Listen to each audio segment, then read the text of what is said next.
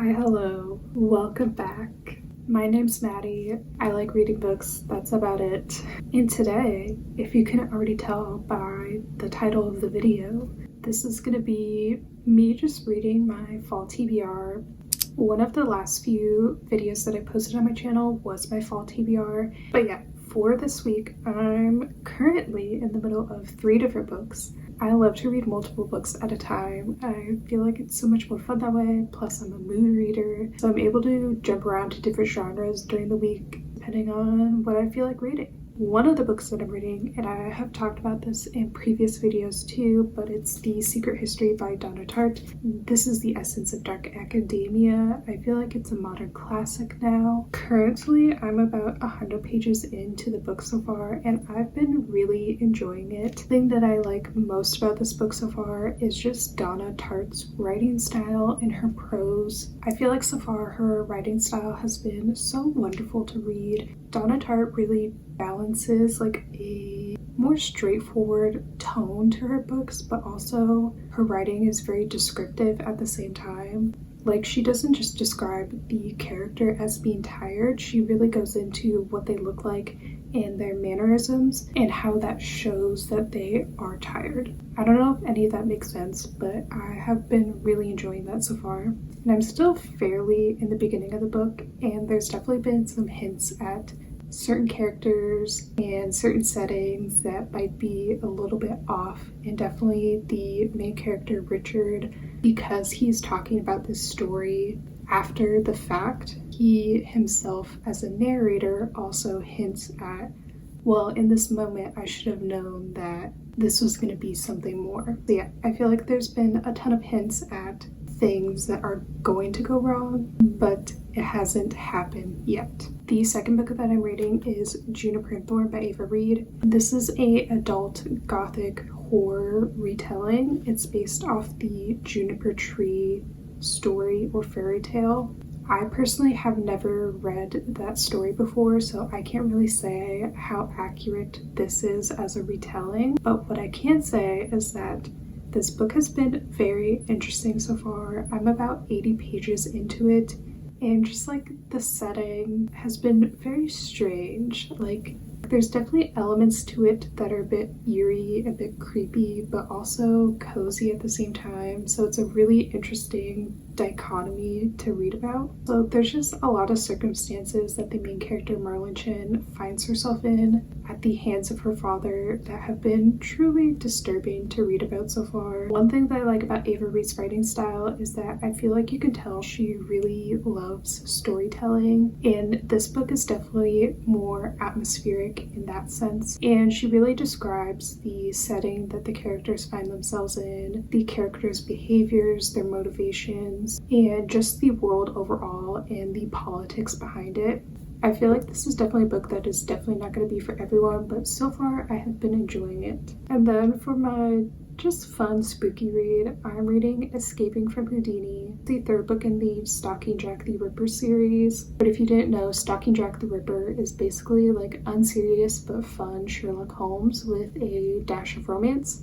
And essentially for every book, there's some sort of mystery that is happening that the characters have to solve. But the third book, they're on a ship and there's a traveling magic magician show on the ship as well. And that's where the murder mystery element comes into the story.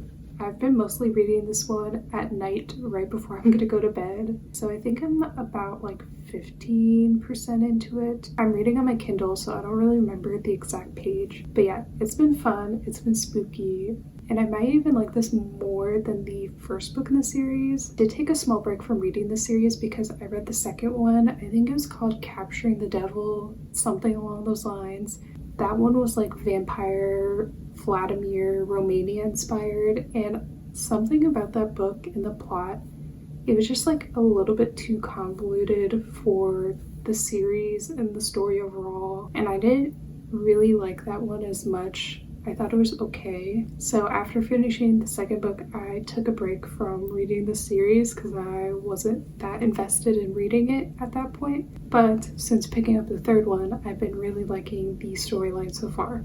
But yeah, my plans for tonight are just to continue on reading. I'm probably going to read a little bit more of The Secret History and Juniper and Thorn, and maybe Escaping Houdini later tonight before I go to bed, but I don't really know.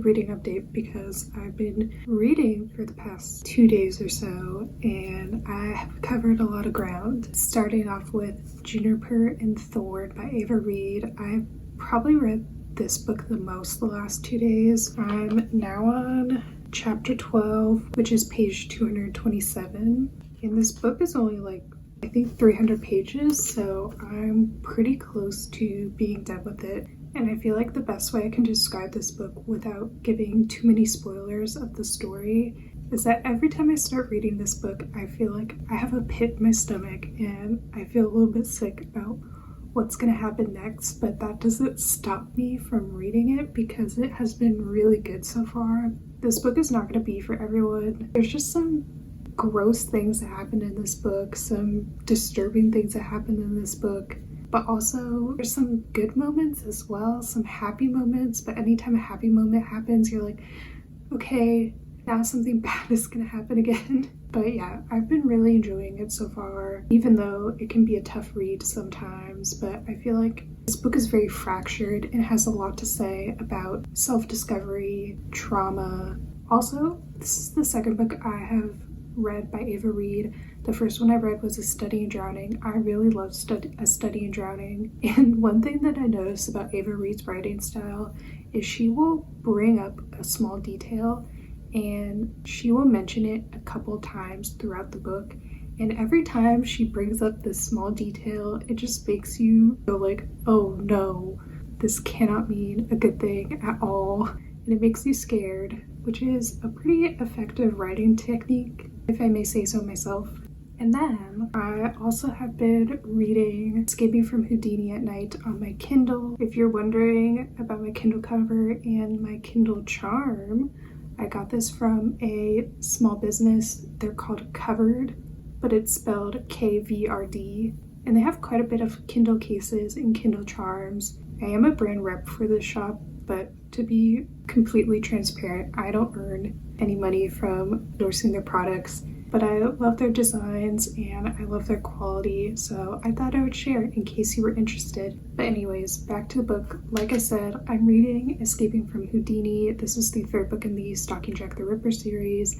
I don't have much to say besides how it's been fun, it's been mysterious. Sometimes the main character makes questionable decisions. I feel like that happens a lot in books these days in order to drive the plot further, so what can you do? Currently 39% into the book.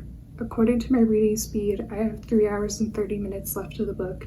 So hopefully I'll finish it within the next few days. Well, I have to finish it in the next few days I'm borrowing it from the library and my hold expires in a couple of days. So I don't really have a choice. But yeah, that's my mini reading update so far. I haven't read any more of The Secret History yet, but I'm kind of wanting to finish either Juniper and Thorn and or Escaping from Houdini before diving back into The Secret History again. So I finished Juniper and Thorn by Avery Reid last night, and I thought I would jump on with my final thoughts and review because I feel like I have all my jumbled thoughts into a coherent review. Well, semi-coherent. This novel is not going to be it for everyone. It's a dark and flawed fairy tale told through the perspective of somebody who is also dark and flawed. So I get why people wouldn't necessarily like it, but I did. This book is so disturbing. So much of its contents were so dark and twisted. Every time I read this book, I literally had a deep pit in my stomach because I was afraid what I was going to learn next. But yet I still continued to read, I still continued to pick it up, and I didn't want to put it down. Avery Reid truly did not hold back at all for this book. Check your trigger warnings if you want to read it. There's so many dark situations that occur in this book, and the way she writes about them shows all the horrid and gruesome bits of those situations because they're not nice situations. I truly had so many visceral reactions while reading this book, which I feel like is a great sign of a well-written book.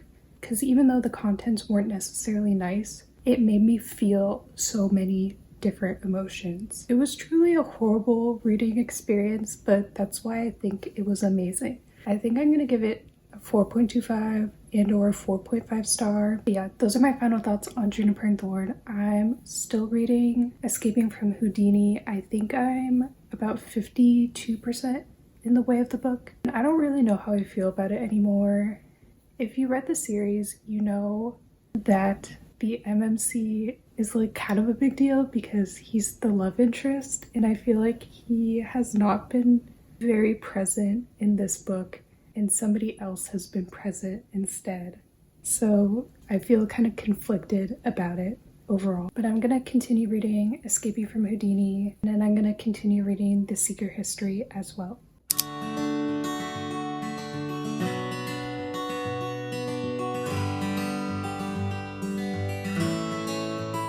So it's actually been a couple of days, and since then I've finished Escaping from Houdini, and that book just left me thinking, what did I just read? Warning, because there's a rant incoming and some spoilers of the book, I guess. Escaping from Houdini is the third book in the series, and it felt so off compared to the first two books in the series. If you didn't already know, the whole point of the series is that Audrey and Thomas solve crimes together, and for whatever reason, the third book deviates away from that because Audrey is with Magician Thomas the whole time. And yes, I'm going to be referring to him as Magician Thomas because he was basically just Thomas, but a magician. And that was the main problem that I had with this book, is the addition of Magician Thomas, because he was only added in for a love triangle, but it wasn't even a good love triangle. The book starts off with Audrey and Thomas courting one another and talking about marriage. And as soon as Audrey meets Magician Thomas,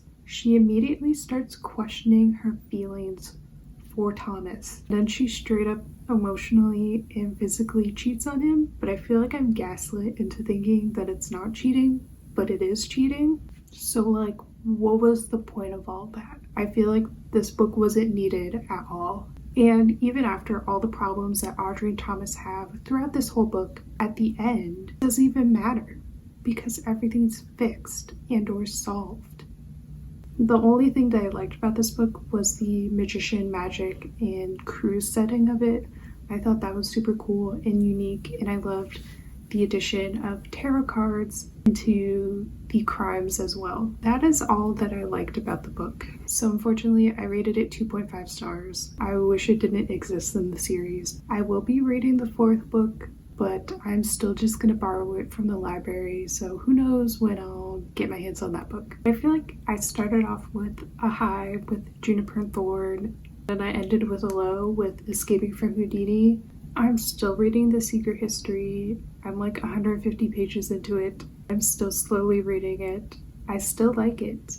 I feel like more things are being hinted at as to what's about to go wrong, so I'm excited to find out what goes wrong, or the circumstances that lead up to what went wrong. That concludes this video. If you made it this far, thank you so much for watching. Feel free to like, comment, subscribe, whatever. If you want to follow me elsewhere, I'm also on TikTok and Instagram. It's the same account name, Maddie Reid 6. And until next time, I'll see you later.